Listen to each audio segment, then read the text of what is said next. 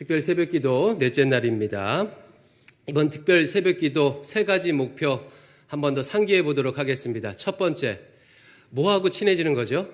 민수기와 잘 친해지고 계십니까? 두 번째는요, 가나안 땅을 향해서 길을 나서기 전에 무엇을 준비해야 되는지 배우는 것입니다. 그리고 세 번째는 배운 대로 올 한 해 준비하고 시작하는 것입니다. 잘하고 계시죠? 제가 보니까 지금 특별 새벽기도 제일 은혜 받으시는 분은요, 홍순재 목사님이신 것 같아요. 그 이유가 궁금하신 분은 어제 수요 예배 설교를 들어보시기 바랍니다. 오늘은 어제 예고한 대로 레위 지파 사람들의 숫자를 셀 때 왜 1개월 이상 된 남자들 숫자로 셌는지를 살펴보겠습니다. 이스라엘 전체 숫자를 셀 때는 20세 이상의 싸움에 나갈 만한 사람의 숫자를 셌잖아요. 근데 레위인 숫자를 셀 때는 1개월 이상 된 남자들 숫자를 셌어요. 그 이유가 오늘 본문 40절, 41절에 기록되어 있습니다. 같이 한번 읽어보겠습니다. 여호와께서 또 모세에게 띄워주세요. 시작. 여호와께서 또 모세에게 이르시되 이스라엘 자손의 처음 난 남자를 1개월 이상으로 다 계수하여 그 명수를 기록하라. 나는 여호와라. 이스라엘 자손 중 모든 처음 태어난 자 대신에 레위인을 내게 돌리고 또 이스라엘 자손의 가축 중 모든 처음 태어난 것 대신에 레위인의 가축을 내게 돌리라. 아멘. 이해가 되셨습니까? 좀 어렵지요? 이런 뜻이에요. 하나님께서 모세에게 이렇게 명령하십니다. 이스라엘 전체 중에서, 그러니까 이스라엘 전체 중에서 1개월 이상 된 처음 태어난 남자, 즉 장자의 숫자를 다 세어보아라 라고 말씀하셔요. 1개월 이상의 이스라엘의 장자의 숫자입니다. 그리고 그 숫자대로 레위인들을 나한테 돌려라 라고 말씀하시는 거예요. 같은 방식으로 가축들도 그렇게 하래요. 굉장히 흥미롭죠. 그러니까 레위인들은요, 어떻게 구별된 사람들이에요? 이스라엘의 장자들 대신해서 하나님께 바쳐진 사람들이 레위인들인 거예요. 레위인 숫자를 1개월 이상 된 남자로 계수한 이유가 여기에 있습니다. 1개월 이상 된 이스라엘의 장자들을 대신하기에 1개월 이상 된 레위인의 숫자를 센 거예요. 그러면 자연스럽게 질문이 생깁니다. 왜 이스라엘의 장자 대신에 레위인을 구별하여 세웠을까요? 그 이유가 민수기 8장에 기록되어 있는데 좀 긴데요. 제가 천천히 한번 읽어드리겠습니다. 8장 16절부터 18절까지의 말씀입니다. 자, 여기서 그들은 레위인입니다. 레위인은 이스라엘 자손 중에서 내게 온전히 드린 바 된 자라. 이스라엘 자손 중 모든 초태생 곧 모든 처음 태어난 자 대신에 장자들 대신에 내가 그들을 취하였나니 이스라엘 자손 중에 처음 태어난 것은 사람이든지 짐승이든지 다 내게 속하였음은 다 내 것임은 내가 애굽 땅에서 모든 처음 태어난 자를 치던 날에 죽이던 날에 그들을 내게 구별하였음이라. 이러므로 내가 이스라엘 자손 중 모든 처음 태어난 자 대신 장자 대신에 레위인을 취하였느니라. 이스라엘 장자 대신에 레위인을 구별한 것은요, 약 1년 전 있었던 출애굽 사건과 관련이 있습니다. 약 1년 전쯤에 하나님께서 이스라엘을 애굽에서 구원하실 때 제일 마지막 재앙으로 애굽에 있는 모든 장자들과 가축의 모든 초태생들을 다 죽이셨어요. 그런 재앙을 내리셨습니다. 이게 몇 번째 재앙이죠? 10번째 재앙이죠. 이때 어린 양의 피가 발라져 있던 이스라엘의 집에는요, 그 저주가 피해갔습니다. 유월해갔어요. 그래서 이스라엘의 장자와 이스라엘의 가축의 초태생들은 죽지 않고 생명을 유지할 수가 있었어요. 이 기적적인 사건을 계기로 이스라엘은 애굽의 압제에서 해방이 되었습니다. 구원받았습니다.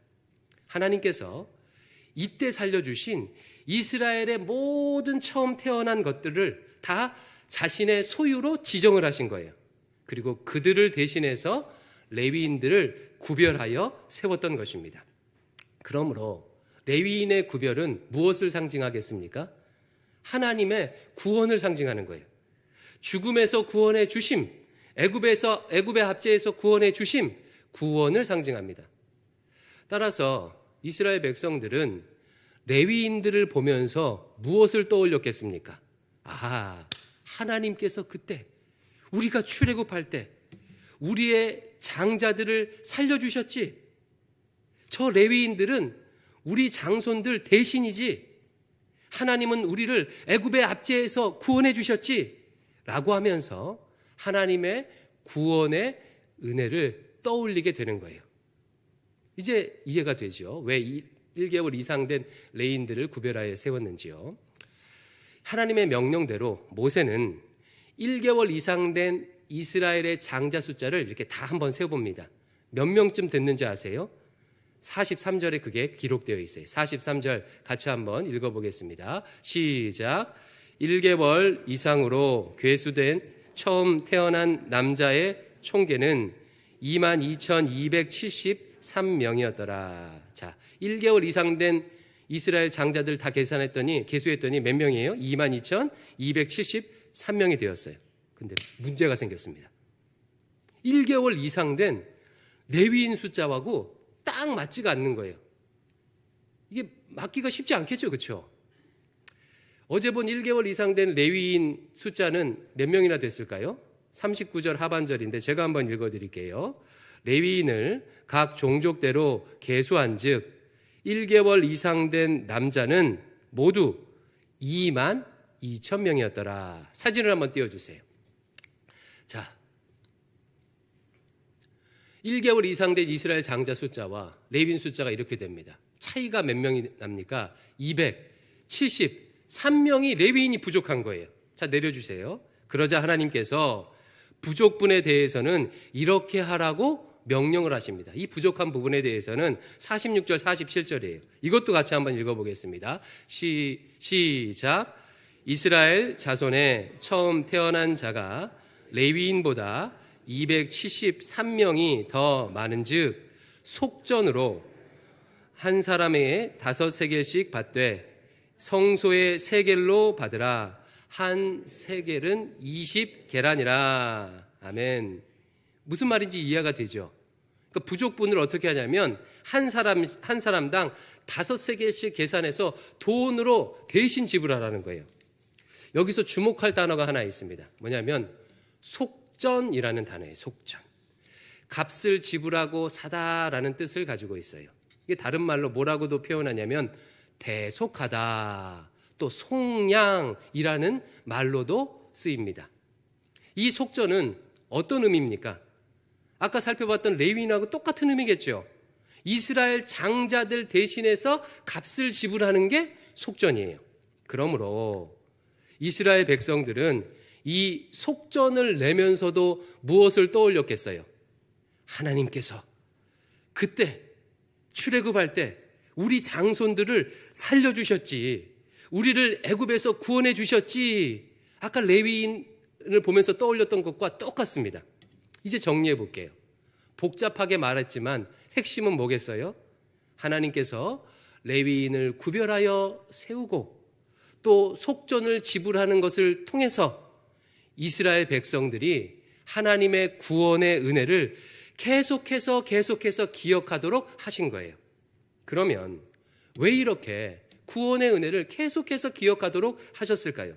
그 이유는 이스라엘 백성들이 하나님의 백성으로서의 정체성, 하나님의 군대로서의 정체성을 잊지 않고 살아가도록 하기 위해서예요.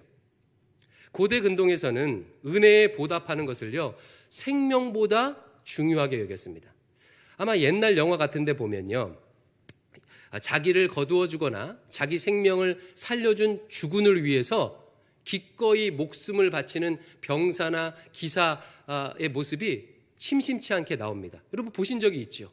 주군을 위해서 생명을 바치는. 은혜에 보답하는 것을 명예롭게 여겼고 아주 당연하게 여겼습니다. 만약에 어떤 병사가요, 자신의 목숨을 살려준 주군을 배신하게 되면요, 그것은 아군에게서도 그리고 적군에게서도 용납될 수 없는 아주 치욕스럽고 파렴치한 일이 되는 거예요. 우리나라에도 그런 개념이 있죠. 그래서 우리나라 사자성어에 보면 배은망덕이라는 말이 있습니다. 은혜를 모르는 자를 배은망덕한 자다라고 표현을 해요. 생명의 은인에게 자신의 생명을 드리는 것을 아주 명예롭고 당연하게 여겼습니다.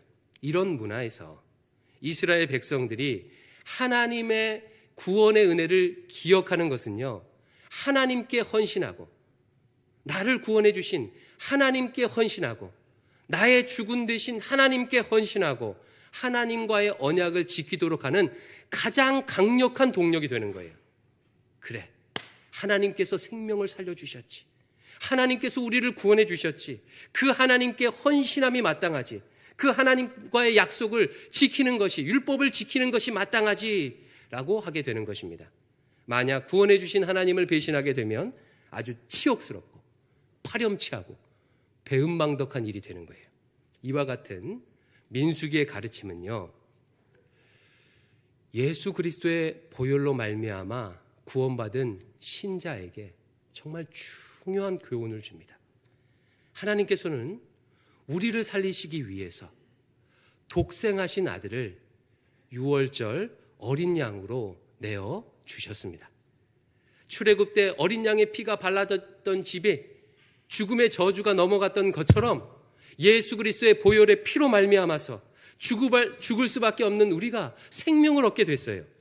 하나님께서 예수 그리스도의 생명을 값으로 지불하고, 즉 속전을 지불하고 우리를 죄로부터 구원해 주셨습니다. 우리를 구원하시기 위해서 말도 안 되는 값을 치르셨어요. 그러므로 이제 구원받은 신자의 인생은 하나님의 것입니다. 자신의 것이 아니에요. 구원받은 이스라엘의 장자가 하나님께 속한 것처럼 구원받은 신자의 인생의 주인은 하나님이세요. 우리는 하나님의 소유된 백성입니다. 그래서 사랑하는 성도 여러분, 우리가 착각하면 안 돼요. 민혜경 씨의 노래에 이런 노래가 있습니다. 옛날에 유행했던 노래인데, 내 인생은 나의 것, 내 인생은 나의 것. 여러분 기억나시죠? 신자는 그렇지 않습니다. 내가 만약 예수 그리스도의 보혈로 구원받은 신자가 확실하다면, 구원받았다면 내 인생은 더 이상 내 것이 아니에요. 하나님의 것입니다. 하지만 연약한 우리는 이 사실을 망각하고 살아갈 때가 많습니다. 예수님의 생명값으로 우리를 구속하셨는데 여전히 내 인생의 주인이 나인 것처럼 살아가요. 착각하며 살아갑니다. 하나님을 배신하고 하나님을 멀리하고 세상의 정욕을 쫓아서 헛된 바람을 찾으며 내 마음대로 살아갈 때가 많습니다. 그러면 신자가요, 내가 하나님의 소유된 백성이라는 정체성, 하나님의 군대라는 정체성, 하나님의 사람이라는 정체성을 잊지 않고 살아가려면 여러분 뭐가 필요하겠습니까? 이스라엘 백성들이 레위인을 보면서 속전을 지불하면서 하나님의 구원을 상기했던 것처럼 하나님의 구원을 상기하는 무엇인가가 우리에게 필요해요. 그게 뭐죠? 그것이 바로 예수 그리스도의 십자가입니다. 예수 그리스도의 십자가. 그리고 이것을 예전적으로 표현한 것이 성찬식이에요. 눈으로 보이도록, 느끼도록 표현한 것이 성찬식이에요. 신자는 예수 그리스도의 십자가를 통해서 하나님께서 구원해 주신 은혜를 상기하며 하나님의 백성으로 살아갈 원동력을 얻게 됩니다. 하나님의 백성으로 살 수 있는 은혜의 원동력은 그리스도의 십자가예요. 신자는 그리스도의 십자가를 바라보므로 하나님을 신뢰하고 이 광야 같은 인생길을 걸어갈 수 있는 힘을 얻게 되는 거예요. 몇 가지 예를 한번 들어볼게요. 가정을 한번 이렇게 해보겠습니다. 여기에 어떤 분이 어린 시절에 부모로부터, 선생님으로부터, 친구로부터 큰 상처를 받은 사람이 있다고 가정해 보겠습니다. 그 상처로 인해서 열등감과 우울과 불안과 분노로 살아가고 있어요. 만약에 이런 그가 그리스도의 십자가를 바라보면 어떻게 될까요? 놀라운 일이 펼쳐집니다. 자신의 모든 상처와 아픔을 다 씻고도 넘칠 하나님의 사랑을 만나게 돼요. 친구도 부모도 선생님도 나를 함부로 대하고 나를 업신여겼는데 살아계신 하나님께서 나를 살리기 위해 나 대신에 십자가를 지셨구나. 죽기까지 나를 사랑해 주셨구나. 나를 무엇보다도 존귀하게, 소중하게, 존귀하게 여겨주셨구나. 놀라운 사랑을 만나게 돼요.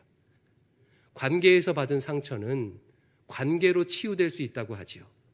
나를 죽기까지 사랑하시는 예수님과의 관계를 통해서 상처와 아픔을 뛰어넘어 하나님의 백성으로서 살아갈 수 있는 능력을 얻게 됩니다. 또 예를 들어 볼게요. 여기에 자꾸 주변 사람들을 보면서 비판적인 생각을 하고요, 막 정죄하는 마음이 들고 동료를 못마땅하게 여기는 사람이 있다고 가정을 한번 해볼게요. 아니, 리더가 왜 저래? 아니, 목사가, 장로가, 권사가 어떻게 저럴 수가 있어? 뭐 나도 별로 잘난 것은 없지만 저 사람만큼은 아니지 라고 하면서 다른 사람을 정죄하고 상대적으로 자신을 의롭게 여기는 사람이 있다고 가정을 한번 해볼게요. 이때 이분이요, 십자가를 바라보면 어떻게 될까요? 자기 자신의 실상을 보게 됩니다. 예수님께서 십자가에 달려 죽으셔야만 해결되는 자기 자신의 악함을 보게 되는 거예요. 내가 다른 사람 비판할 처지가 아님을 보게 됩니다. 여러분, 교회 안에서 왜 자꾸 다툼이 생기고 삐지고 뒷담화하고 그러는 줄 아십니까? 십자가 바라보지 않고 다른 사람 잘못 바라보기 때문에 그래요. 십자가 바라보는 성도는요, 감히 남을요 정죄할 수가 없습니다. 그 십자가가 내가 얼마나 흉악한 죄인인지를 이렇게 분명하게 보여주고 있는데 어떻게 쉽게 다른 사람을 정죄할 수가 있겠습니까? 또 예를 한번 들어볼게요. 여기 하나님을 향한 헌신이 식어진 사람이 있다고 가정해 보겠습니다. 적당히 동아리 활동하듯 신앙생활해요. 내 생활에 침범받지 않을 만큼만 하나님께 마음을 쏟습니다. 이때 그분이 십자가를 바라보면 어떻게 되겠습니까? 나를 위해 십자가에 달려 죽으신, 나를 위해 자신의 모든 것을 내어주신 그 주님 앞에 부끄럽지 않겠습니까? 십자가를 바라보게 되면 주님을 위해서 못할 게 없어져요. 19세기 말에 중국 선교를 위해 헌신했던 C.T. 스터드라는 선교사님이 계셔요. 그분은요, 지금 우리가 하고 있는 형태의 이 큐티를 창시하신 분이세요. 이분은 영국 캠브리지의 장학생이었고 그리고 크리켓 선수 챔피언이었어요. 10대들의 우상이었습니다. 지금 우리로 따지면요, 손흥민과 같은 존재였어요. 이런 분이 갑자기 모든 것을 다 버리고 부와 멍에를 버리고 중국 선교를 떠나겠다고 그렇게 선포한 거예요. 영국이 난리가 났습니다. 사람들이 그에게 물어요. 아니, 영국에서도 하나님을 위해서 할 일이 이렇게 많은데 꼭 굳이 거기까지 당신이 가야 되겠습니까? 그러자 그분이 아주 유명한 말을 하나 남겼어요. 예수 그리스도께서 하나님이시고 나를 위해 십자가에 죽으셨다면 그분을 위한 나의 어떠한 희생도 결탄코 크다고 할 수가 없습니다. 하나님 나라의 일꾼이 부족하다는 말은요, 결국 십자가를 바라보는 사람이 적다는 뜻입니다. 하나만 더 이야기해 볼게요. 여기에 어떤 사람이 계신데 하나님을 향해서 불만이 가득한 사람이 있습니다. 도대체 하나님께서는 왜 내 기도에 응답해 주시지 않아? 왜 나한테는 자꾸 힘든 일만 생기게 해? 라고 이렇게 불만이 있는 신자가 있다고 가정해 볼게요. 그가 십자가를 바라보면 어떻게 되겠습니까? 나를 위해 모든 것을 다 내어주신 하나님의 놀라운 헌신을 만나게 되는 거예요. 아, 나를 향해 이렇게까지도 하시는구나. 내가 뭐라고 이렇게까지 나를 위해 일하십니까? 라고 고백하게 됩니다. 로마서 8장 32절은 이렇게 말해요. 자기 아들을 아끼지 아니하시고 우리 모든 사람을 위하여 내어주신 이가 어찌 그 아들과 함께 모든 것을 우리에게 주시지 아니하겠느냐. 그렇지. 아들까지 내어주신 분이 뭐가 아까워서 내 기도 응답해 주지 않겠어. 하나님이 그럴 만한 이유가 있겠지. 하나님을 신뢰합니다. 하나님을 믿습니다. 사랑하는 성도 여러분, 광야 같은 인생길에 흔들리지 않고 하나님의 백성으로서의 정체성을 지키며 살아갈 수 있는 원동력은요, 그리스도의 십자가를 바라보는 거예요.